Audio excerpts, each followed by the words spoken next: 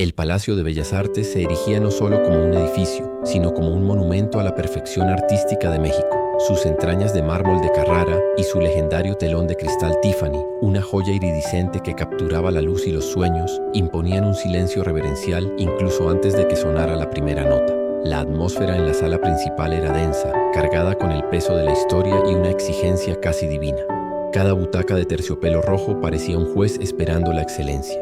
En agudo contraste, en las profundidades del sótano, casi olvidado por el esplendor de la superficie, se encontraba el taller del laudero, un pequeño santuario suspendido en el tiempo, impregnado del aroma a maderas nobles como el arce y el abeto, a barnices de recetas secretas y al polvo sagrado de décadas. Herramientas antiguas, gastadas por manos expertas, descansaban junto a violines y violonchelos que esperaban en silencio su oportunidad de renacer, de volver a cantar.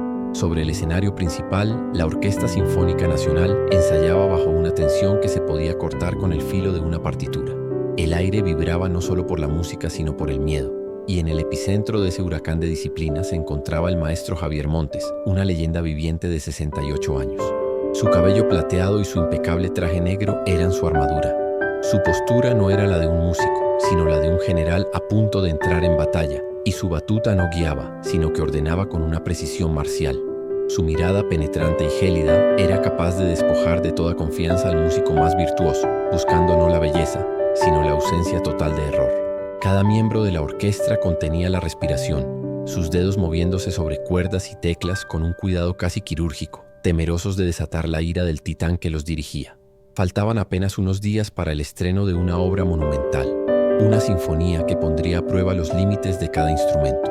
Fue entonces, en medio de un pasaje delicadísimo, que el corazón sonoro de la orquesta comenzó a fallar. El violín Stradivarius del concertino, una reliquia de valor incalculable, emitió una falla armónica, un zumbido casi imperceptible para un oído común, pero que para el maestro Montes fue como un grito blasfemo en una catedral. La música se detuvo en seco, la batuta quedó suspendida en el aire, y el silencio que cayó sobre el escenario fue más aterrador que cualquier crescendo. Todos los ojos se clavaron en el concertino, quien palideció al instante. El zumbido, aunque mínimo, había roto el hechizo de la perfección y había convocado al demonio de la furia del maestro. ¿Qué es ese ruido?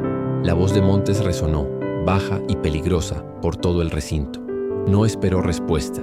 Su rostro se contrajo en una máscara de desprecio y se dirigió directamente al primer violinista, un músico de renombre internacional. ¿Usted cree que el nombre Stradivarius le da derecho a sonar como una chicharra de mercado?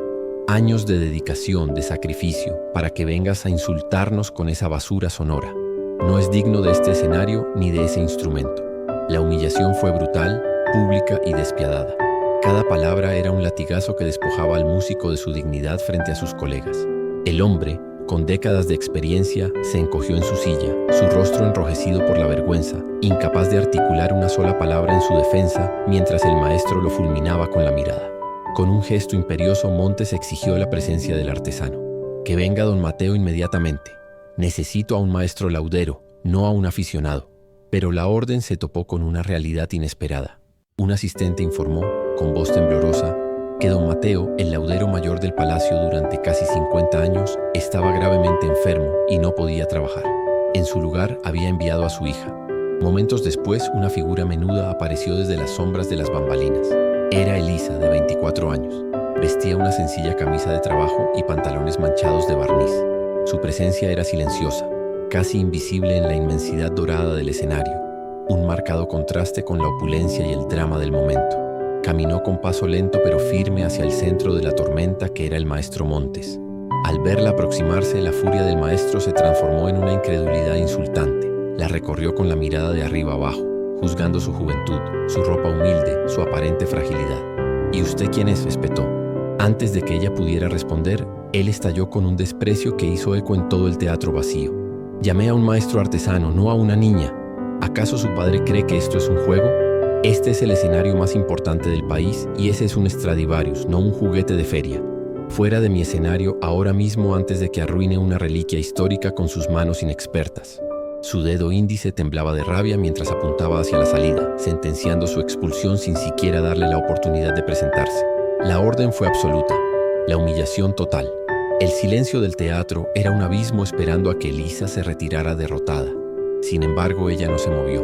Se quedó quieta sosteniendo la mirada furiosa del maestro con una calma que parecía venir de otro mundo, una serenidad que desafiaba su tiranía. La tensión era insoportable.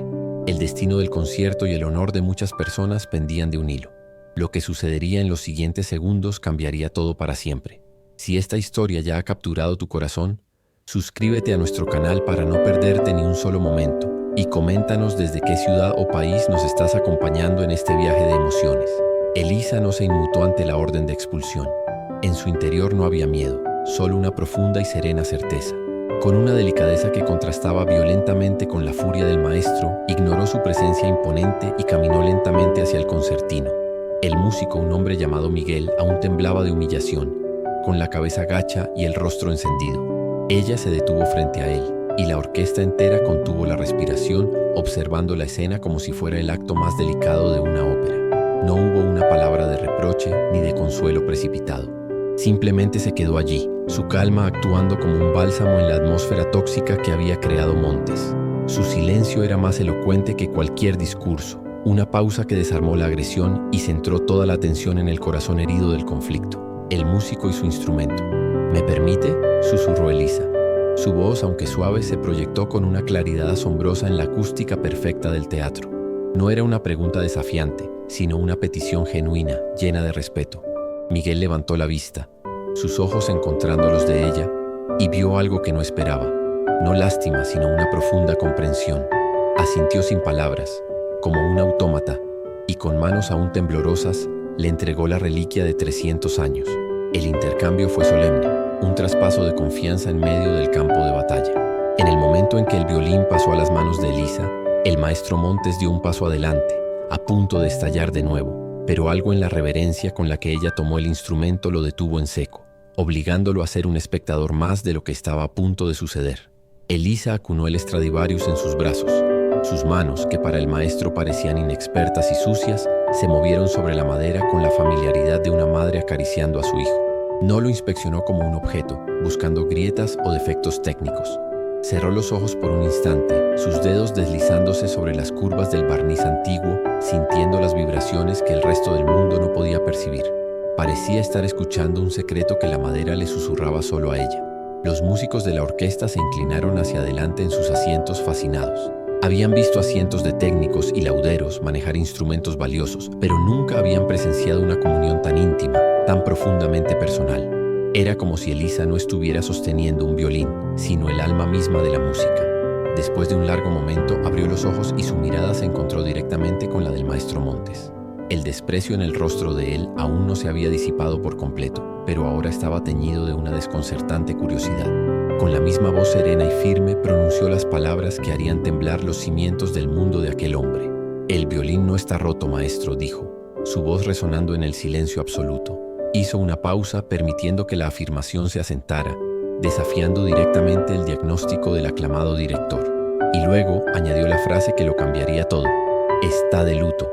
La declaración fue tan inesperada, tan ajena al lenguaje técnico de la música, que un murmullo de incredulidad recorrió las filas de la orquesta.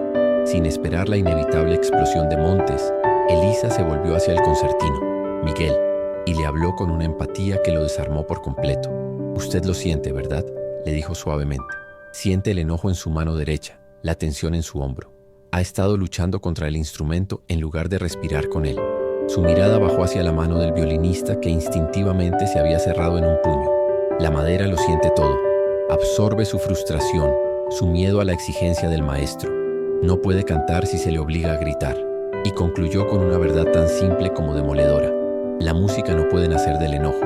Cada palabra era una revelación, no solo para Miguel, sino para cada músico que había sufrido bajo la tiranía de la perfección. Para demostrar su punto, Elisa se llevó el violín al hombro. El gesto fue fluido, natural, como si hubiera nacido con él. A pesar de su ropa de trabajo, su postura era la de una concertista consumada, una elegancia innata que dejó perplejos a todos los presentes. No buscó una partitura, no se preparó, simplemente se acomodó el instrumento, su mejilla rozando la barbada con una familiaridad ancestral. La orquesta entera, junto con el maestro Montes, observaba en un silencio hipnótico, sin saber qué esperar de aquella joven que había osado contradecir a una leyenda y hablar de los sentimientos de un objeto de madera. La tensión en la sala había cambiado. El miedo se había transformado en una expectación casi mística, todos aguardando el veredicto que saldría de esas 4 cuerdas. Entonces Elisa deslizó el arco sobre la cuerda de sol. No tocó una melodía compleja, ni una escala virtuosa.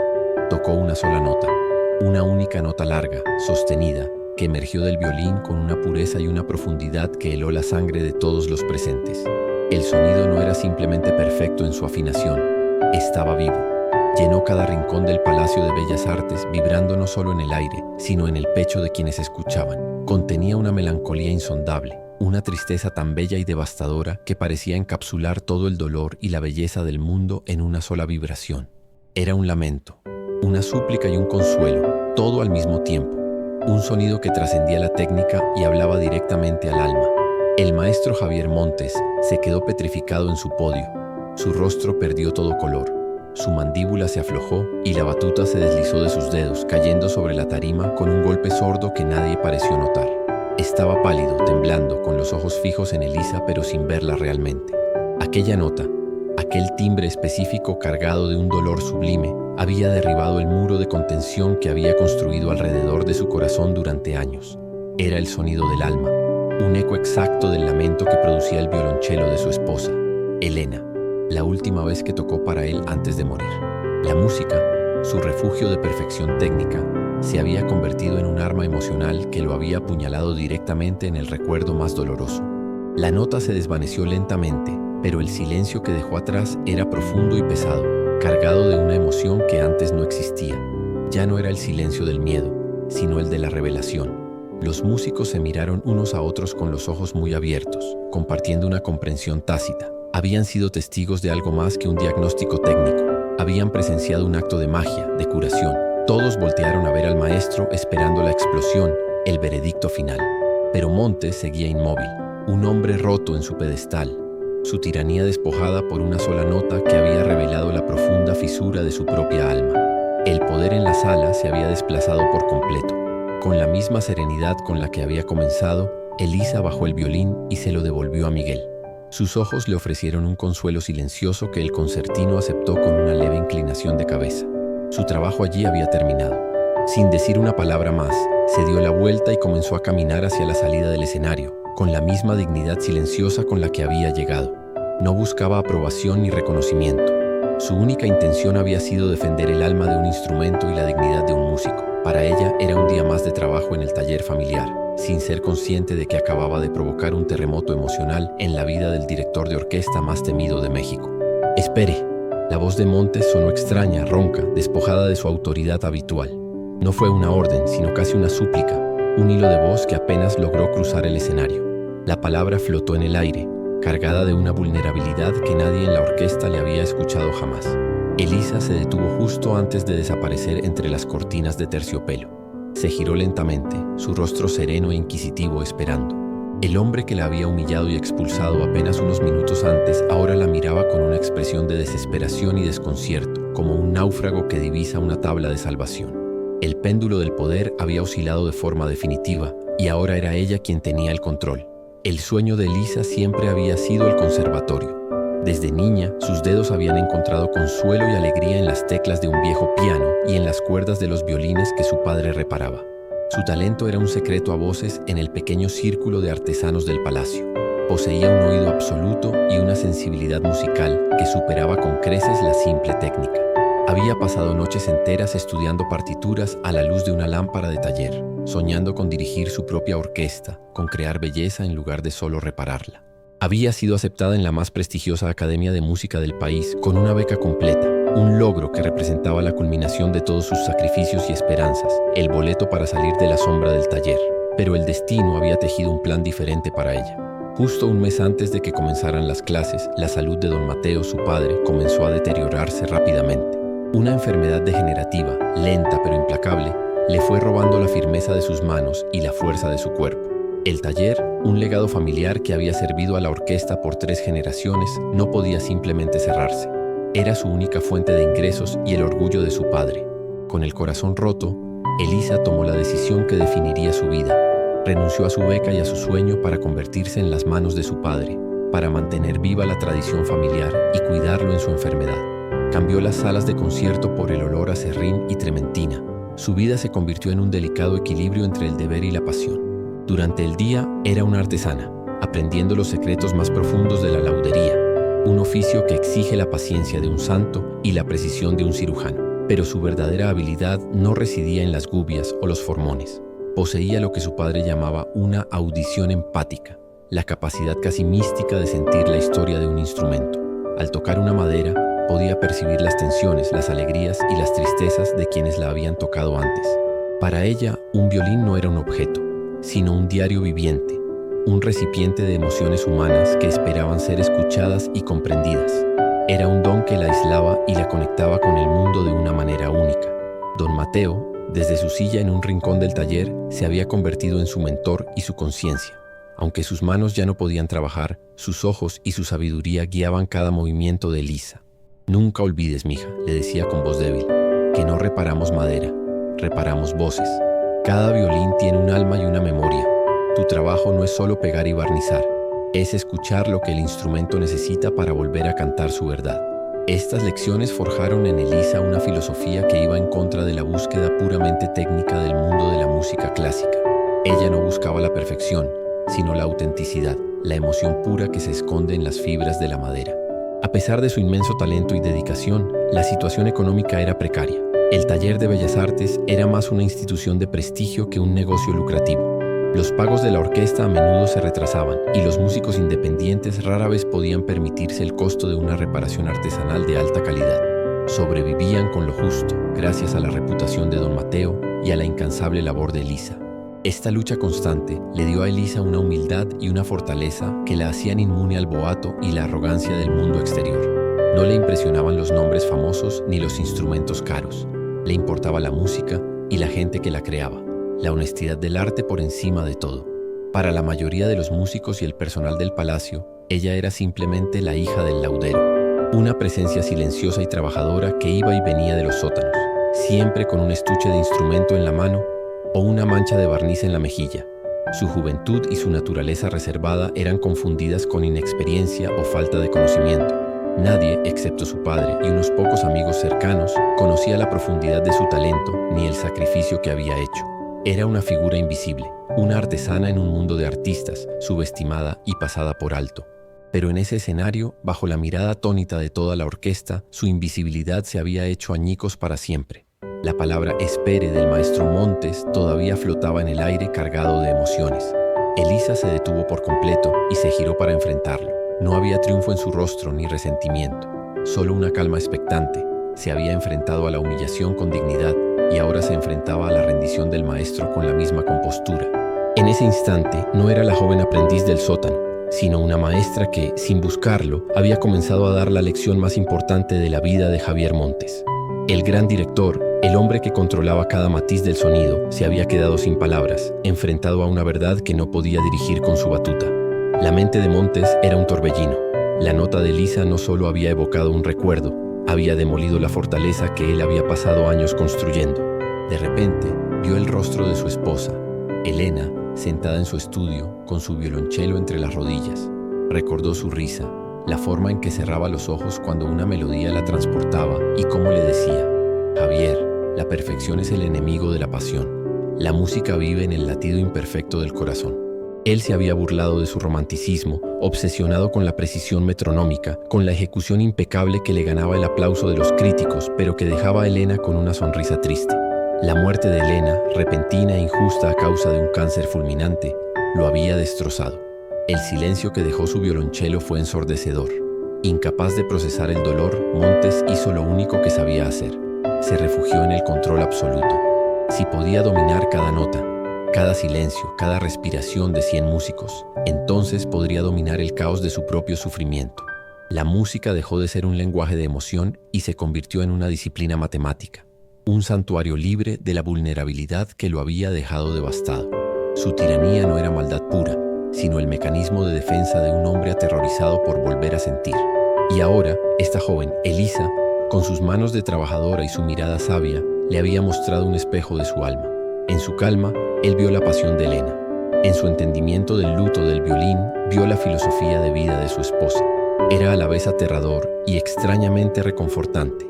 Era como si el fantasma de Elena hubiera regresado no para atormentarlo, sino para mostrarle el camino de vuelta a casa, a la esencia de la música que había perdido. Por primera vez en más de una década, Javier Montes no se sintió como un maestro, sino como un estudiante perdido, un principiante ante el misterio del arte que creía dominar. Mientras Montes luchaba con sus demonios internos, la crisis externa se desataba con furia. Miguel, el concertino, con el orgullo hecho trizas, se dirigió a su camerino y comenzó a guardar su Stradivarius con una determinación sombría. Cuando el gerente de la orquesta, un hombre nervioso llamado Ricardo, fue a buscarlo, lo encontró a punto de irse. «No puedo más, Ricardo», dijo Miguel, su voz temblando de ira contenida. «Una cosa es la exigencia y otra es la humillación pública. Este hombre ha cruzado la línea por última vez. No tocaré bajo su dirección. Renuncio». La palabra renuncio cayó como una bomba en los pasillos de Bellas Artes, amenazando con destruir el concierto por completo. Ricardo, sudando frío, intentó apaciguar a su primer violinista. Le suplicó que reconsiderara, que pensara en la orquesta, en el público, en su propia reputación, pero el daño ya estaba hecho. La humillación de Miguel había sido la gota que derramó el vaso para muchos otros músicos. El resentimiento que había estado hirviendo a fuego lento durante años bajo la superficie de la disciplina, ahora amenazaba con estallar en un motín abierto. Varios de los músicos principales se acercaron a Ricardo para expresar su solidaridad con Miguel, afirmando que ellos tampoco estaban dispuestos a tolerar más abusos. La orquesta estaba al borde de la implosión, unida no por la música, sino por el desprecio hacia su director.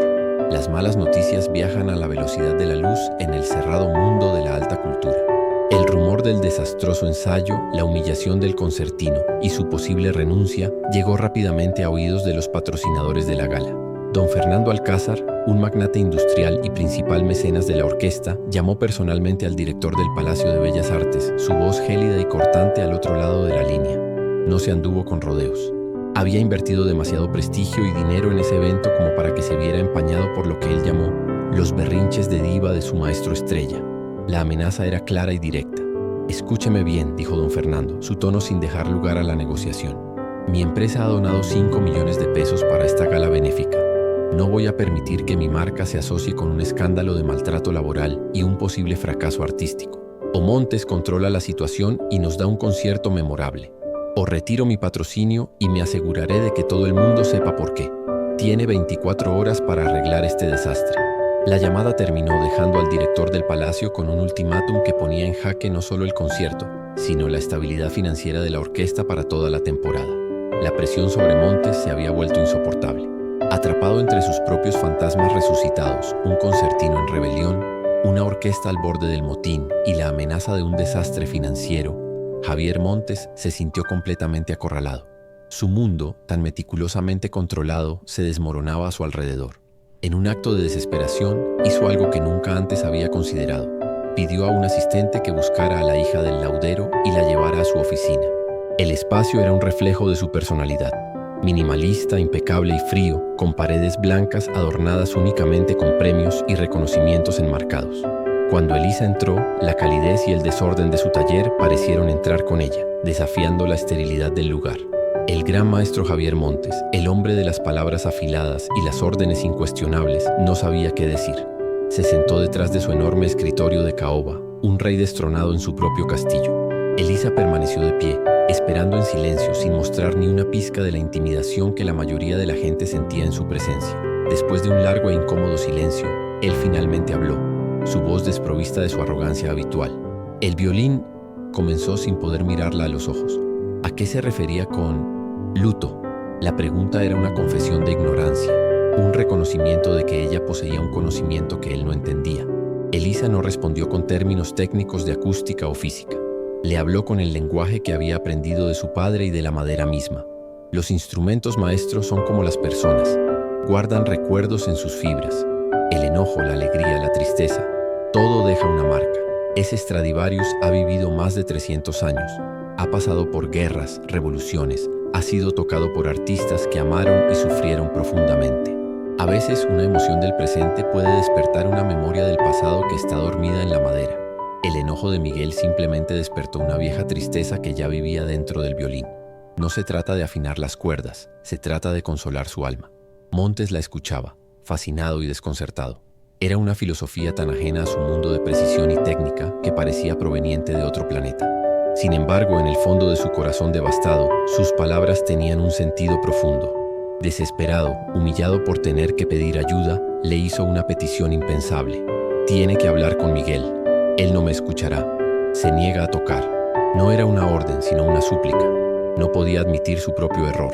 No podía traerse a sí mismo a ofrecer una disculpa directa, así que intentó usar a Elisa como su intermediaria, una señal de lo rota que estaba su soberbia. Elisa lo miró fijamente por un momento, su mirada penetrando sus defensas. Vio al hombre asustado detrás del tirano. «Lo haré», respondió ella, «pero con una condición. Usted vendrá conmigo». Montes se sorprendió. Quería resolver el problema desde la distancia, sin tener que enfrentar la consecuencia humana de sus actos. Pero Elisa entendió que la verdadera reparación no era para el violín, sino para las relaciones que él había roto. «Usted tiene que estar allí. Miguel necesita ver que esto le importa de verdad», añadió ella, dejando claro que no sería un peón en su juego de poder, sino una guía en su camino hacia la redención. Encontraron a Miguel en una pequeña sala de ensayo, sentado en la oscuridad con el estuche del violín cerrado a sus pies. La atmósfera era tan densa que se podía sentir el peso del orgullo herido y la rabia. Elisa no entró como una mediadora, sino como una sanadora. Se sentó a su lado sin decir nada al principio, simplemente compartiendo el silencio. Montes se quedó de pie en el umbral de la puerta, una figura incómoda y fuera de lugar. La tensión entre los dos hombres era un abismo que parecía imposible de cruzar. Elisa sabía que las palabras correctas eran cruciales en ese momento. En lugar de hablar del maestro o de la humillación, Elisa comenzó a contarle a Miguel la historia de ese Stradivarius en particular. Se llamaba El dolor de Amadeus, le dijo en voz baja. Perteneció a un virtuoso vienés en el siglo XVIII que perdió a su única hija. Dicen que tocó en su funeral una pieza tan triste que el violín absorbió todo su dolor y nunca volvió a sonar igual. Se volvió temperamental. Solo canta de verdad cuando siente que el músico comparte una pena con él, cuando hay honestidad en la emoción. Al hacerlo, transformó el problema. Ya no se trataba de un defecto técnico o un error del músico, sino de una herida histórica en el alma del instrumento. Esta nueva perspectiva le ofreció a Miguel una salida digna. Su enojo no era una falla, sino una emoción que el violín no entendía. La narrativa de Elisa le permitió salvar su orgullo de artista. La falla no estaba en su técnica, sino en la compleja relación emocional entre él y su instrumento. Levantó la vista hacia Elisa, sus ojos llenos de un nuevo entendimiento. Entonces, ¿qué necesita?, preguntó refiriéndose al violín. Necesita que lo escuchen, no que lo culpen, respondió ella suavemente. Necesita sentir el dolor honesto, no la rabia ciega, y necesita el respeto de quienes lo rodean. Su mirada se desvió significativamente hacia el maestro que observaba desde la puerta. Javier Montes sintió el peso de esa mirada. Había sido testigo de una lección magistral, no de música, sino de humanidad. Vio cómo Elisa, con una simple historia, había logrado lo que toda su autoridad y su conocimiento no pudieron: sanar una herida. Con una humildad que le costó cada gramo de su orgullo, dio un paso dentro de la habitación. Miró a Miguel directamente a los ojos y con una voz que apenas era un susurro dijo: «Miguel, lo siento, fui cruel e injusto. Le pido mis más sinceras disculpas». El silencio que siguió a esas palabras fue el sonido de un puente reconstruyéndose sobre el abismo. La disculpa, sincera y despojada de toda arrogancia, fue aceptada con un leve asentimiento de Miguel. Se había formado una tregua frágil, pero el problema de fondo persistía. Faltaban solo 2 días para el concierto, y aunque la renuncia había sido evitada, la tensión emocional y el bloqueo artístico seguían presentes en el aire. El violín podía estar en paz, pero la orquesta y su director no lo estaban. La simple reanudación de los ensayos no sería suficiente para garantizar el éxito. Se necesitaba una transformación mucho más profunda, y el tiempo corría en su contra. El destino de la gala seguía pendiendo de un hilo muy delgado. En los días siguientes, una extraña rutina comenzó a establecerse. El maestro Montes empezó a hacer visitas diarias al taller de Elisa en el sótano. La excusa oficial era supervisar personalmente los ajustes finales del Stradivarius, pero ambos sabían que esa era solo una fachada. Se sentía inexplicablemente atraído por la atmósfera del taller, un lugar donde el tiempo se movía más despacio y donde el valor se medía en la habilidad de las manos y la honestidad del trabajo, no en los aplausos o las críticas. Era un santuario de autenticidad que contrastaba brutalmente con la artificialidad de su propio mundo. Se sentaba en un viejo taburete de madera en una esquina, observándola trabajar durante horas. La veía cepillar finas virutas de madera que se enroscaban como rizos dorados. La observaba aplicar barniz con pinceladas que parecían caricias. La escuchaba golpear suavemente la madera para escuchar su resonancia. En lugar de dar órdenes, comenzó a hacer preguntas. ¿Por qué esa madera y no otra? ¿Cómo sabes cuánta presión aplicar? ¿Qué te dice el sonido? No eran las preguntas de un director, sino las de un estudiante genuinamente curioso, hambriento de un conocimiento que había ignorado toda su vida. A través de estas conversaciones silenciosas, intercaladas con el sonido rítmico de las herramientas, comenzó a forjarse un vínculo improbable. Elisa le hablaba del lenguaje de las vetas del arce, de la flexibilidad del abeto, de cómo cada pieza de madera tenía su propia personalidad. Y él, envalentonado por la atmósfera segura y sin juicios del taller, comenzó a hablarle, al principio con vacilación y luego con una creciente necesidad de Elena. Le contó cómo ella describía la música, las mismas ideas de alma y emoción que ahora escuchaba de Elisa. El taller se convirtió en su confesionario, y Elisa, sin buscarlo, en la guardiana de sus recuerdos y su dolor. La noche del estreno llegó como una marea inevitable. Tras el telón de cristal Tiffany, un público expectante, compuesto por la élite política y cultural de México, llenaba cada butaca. El murmullo de sus conversaciones era un zumbido de anticipación, pero tras bambalinas, la atmósfera era completamente diferente. La energía no era de emoción, sino de un pánico controlado. Los músicos afinaban sus instrumentos con gestos mecánicos, sus rostros tensos, evitando la mirada de los demás. La frágil tregua que Elisa había negociado se mantenía, pero era tan delgada como una cuerda de violín a punto de romperse. Todos sentían que el éxito del concierto no dependía de la técnica, que dominaban a la perfección, sino de un milagro emocional que parecía cada vez más improbable. En su camerino, Miguel, el concertino, era el epicentro de esta crisis silenciosa. Sentado frente al espejo, vestido con su impecable frac, sostenía el Stradivarius, pero el instrumento se sentía ajeno en sus manos, un trozo de madera frío e inerte. Sus dedos, normalmente ágiles y llenos de vida, estaban rígidos, helados. Intentaba repasar mentalmente los pasajes más complejos, pero su mente era un lienzo en blanco. El recuerdo de la humillación pública, magnificado por la presión aplastante del estreno, había creado un bloqueo insuperable. El pánico, como una enredadera helada, trepaba por su pecho, ahogándolo. Cerró los ojos y todo lo que pudo escuchar fue un silencio aterrador, la ausencia total de música en su alma. La puerta del camerino del maestro se abrió de golpe. Era Ricardo, el gerente de la orquesta, con el rostro pálido y los ojos desorbitados por el pavor. «Maestro, es Miguel», exclamó sin aliento. «No puede hacerlo. Está en su camerino, congelado. Dice que no puede sentir la música, que el violín no le responde. Está teniendo un ataque de pánico». La noticia cayó como una sentencia de muerte.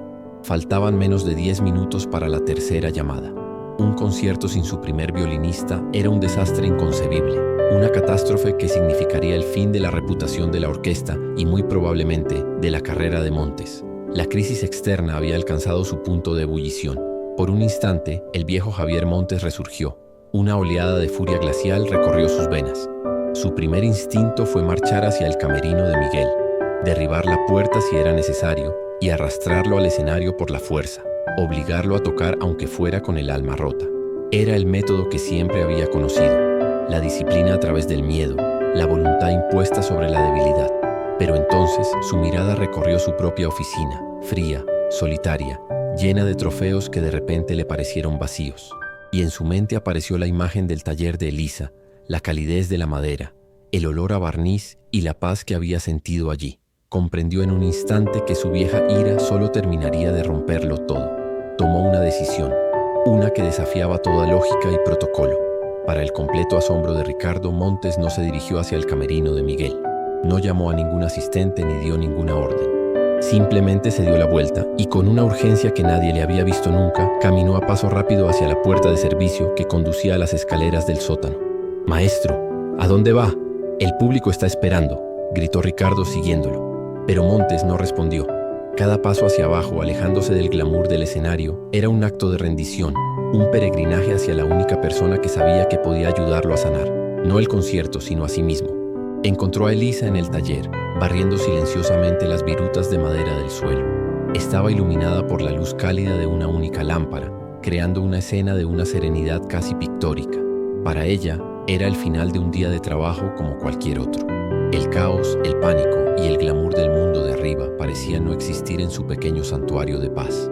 Montes irrumpió en ese silencio sin aliento, su elegante frac manchado de polvo completamente fuera de lugar entre las herramientas y los esqueletos de madera de los instrumentos.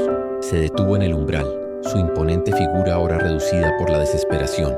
Elisa levantó la vista y en sus ojos no había sorpresa, solo una tranquila expectación. «No es el violín», dijo Montes, su voz quebrada, despojada de toda su resonancia autoritaria.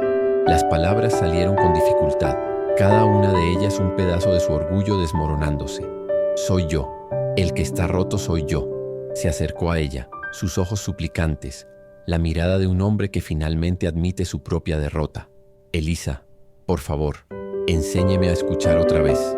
La petición fue un susurro, pero resonó en el taller con la fuerza de un grito. No le estaba pidiendo que afinara un instrumento, le estaba pidiendo que le devolviera el alma, que le enseñara el lenguaje del corazón que él había olvidado hacía tanto tiempo. Era su rendición total y absoluta. Elisa dejó la escoba a un lado y lo miró con una empatía que no juzgaba sino que acogía. Sabía que ese momento llegaría. No le ofreció palabras de consuelo vacías ni una solución rápida. En su lugar, lo guió más adentro del taller, hacia el corazón de su oficio y, sin que él lo supiera, hacia el epicentro de su propio dolor. Entendió que para que él pudiera volver a dirigir, primero tenía que aprender a sentir. Y para sentir, debía enfrentar el recuerdo que había enterrado bajo capas de disciplina y perfección técnica. Su lección no sería teórica, sería una inmersión directa en la herida que se negaba a sanar. Lo llevó hasta un banco de trabajo donde descansaba el cuerpo a medio construir de un violonchelo, su madera de arce brillando bajo la luz. «Este instrumento lleva esperando años», dijo ella suavemente, pasando su mano por las curvas de la madera. Su voz está adentro, pero no puede salir hasta que lleguen las manos correctas. Unas manos que no busquen dominarlo, sino liberarlo. Unas manos que entiendan su historia. No estaba hablando del violonchelo, y ambos lo sabían. Estaba hablando de él, de Elena, y del silencio que la muerte de ella había dejado en su vida. Le estaba mostrando un espejo de su propio corazón, un alma esperando ser liberada de su prisión de silencio. Montes, en su desesperación, había traído consigo el estuche del Stradivarius. Elisa lo tomó, lo abrió y sacó el violín, pero en lugar de devolvérselo a Miguel, se lo entregó a él. «Sosténgalo, maestro», le indicó con voz firme pero gentil. «Pero no lo sostenga como un director que analiza un sonido. Siéntalo como un trozo de bosque que todavía recuerda el calor del sol y el frío de la lluvia. Sienta los 300 años de manos que lo han tocado, las alegrías y las penas que ha consolado. Cierre los ojos y simplemente escuche su memoria». Era una invitación a abandonar el intelecto y entregarse a la pura sensación, al lenguaje primordial de la emoción. Mientras Montes sostenía el violín, una calidez extraña comenzó a emanar de la madera, o quizás de su propio recuerdo. La fragancia del barniz antiguo se mezcló en su mente con el perfume que usaba Elena. Las imágenes de ella riendo, tocando, discutiendo con él sobre música, lo inundaron con una fuerza abrumadora. Al ver la lucha en su rostro, Elisa habló de nuevo, su voz como un ancla en su tormenta. «El dolor no es el enemigo de la música, maestro. Es su fuente, es lo que nos hace humanos. Cada melodía hermosa que se ha escrito es la prueba de que se puede sobrevivir al sufrimiento y convertirlo en belleza. No huya de él, abrácelo». Esas palabras fueron la llave que finalmente abrió las compuertas. La combinación de sus palabras sabias, el contacto con la madera vibrante de historia y el peso de una década de duelo no resuelto finalmente lo quebraron. El gran Javier Montes, el tirano del podio, el general de la orquesta, se derrumbó. Se dejó caer en un taburete, todavía aferrado al violín, y comenzó a sollozar. Al principio en silencio, luego con profundos y desgarradores gemidos que venían de lo más profundo de su ser. Confesó su soledad, su miedo, el vacío inmenso que Elena había dejado y que él había intentado llenar inútilmente con aplausos y perfección. Fue una catarsis total, una purga de años de dolor reprimido. Elisa no dijo nada más. Simplemente se acercó y le puso una mano en el hombro, un gesto de apoyo silencioso y profundo. Permaneció a su lado mientras él lloraba, permitiéndole vaciar todo el veneno de su alma en el suelo sagrado de su taller. En ese sótano, rodeado de las herramientas que dan vida a la música, el maestro no murió, sino que renació. El sonido de su llanto, crudo y humano, fue la primera nota verdadera y honesta que había producido en más de 10 años, una obertura a la sinfonía de su propia redención. Minutos después, un hombre diferente subió las escaleras del sótano. Javier Montes regresó a la zona de camerinos justo cuando la tercera llamada estaba a punto de sonar. Su rostro estaba surcado por las lágrimas, sus ojos rojos e hinchados, pero en ellos brillaba una luz nueva, una serenidad que nadie le había visto jamás. Caminó directamente hacia el escenario, donde la orquesta lo esperaba con una ansiedad palpable. Se subió al podio, pero no levantó la batuta. En su lugar, se dirigió a sus músicos, su voz ahora cálida y llena de una emoción genuina. Esta noche, dijo, la música no será perfecta, será humana. Y quiero dedicar este concierto a la memoria de mi amada esposa, Elena, quien me enseñó que la verdadera música no se escucha con los oídos, sino con el corazón. ¿Te está gustando esta historia? Deja un like y suscríbete al canal. Ahora continuamos con el vídeo. Un silencio cargado de emoción se apoderó de la orquesta. Los músicos miraron a su director, pero ya no veían al tirano, sino a un hombre vulnerable que les había abierto su corazón. En sus ojos ya no había miedo, sino una profunda empatía, una conexión humana que nunca antes habían compartido. Cuando Javier Montes finalmente levantó la batuta, sus manos ya no temblaban de ira, sino de una emoción contenida. El gesto no fue una orden, sino una invitación a unirse a él en un acto de comunión. La orquesta respondió al unísono, no como subordinados, sino como cómplices.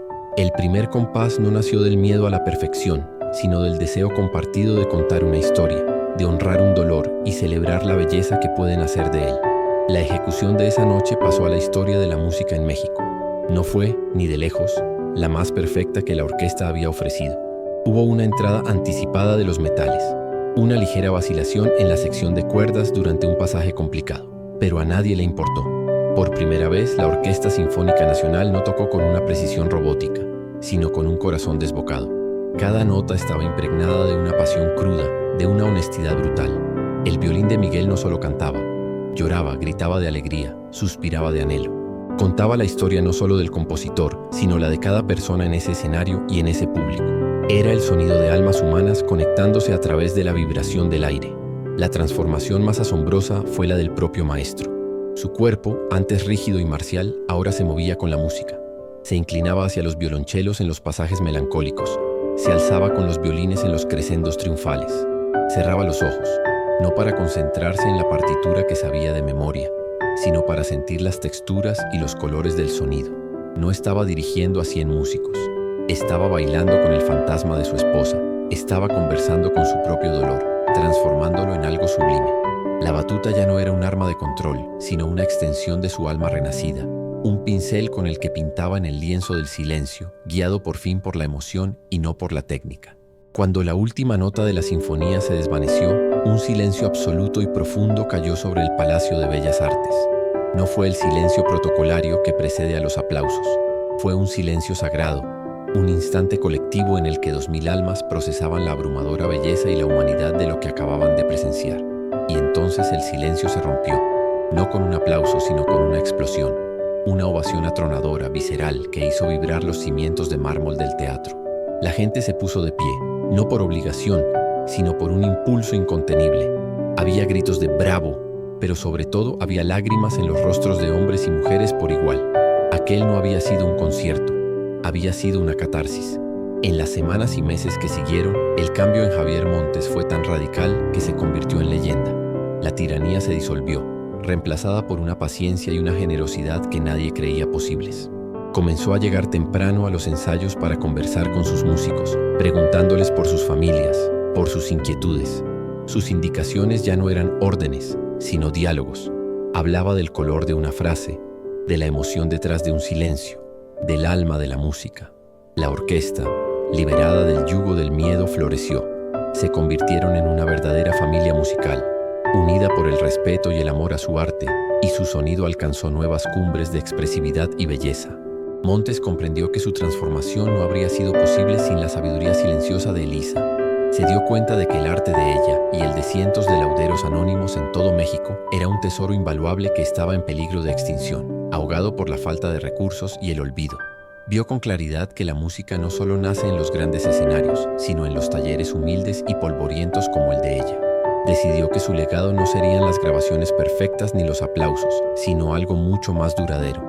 Usaría su considerable fortuna y su inmensa influencia para saldar su deuda y honrar el oficio que le había devuelto el alma. Con una determinación renovada, liquidó inversiones y utilizó una gran parte de su patrimonio personal, una suma de 20 millones de pesos, para crear la Fundación Montes para la Laudería Mexicana.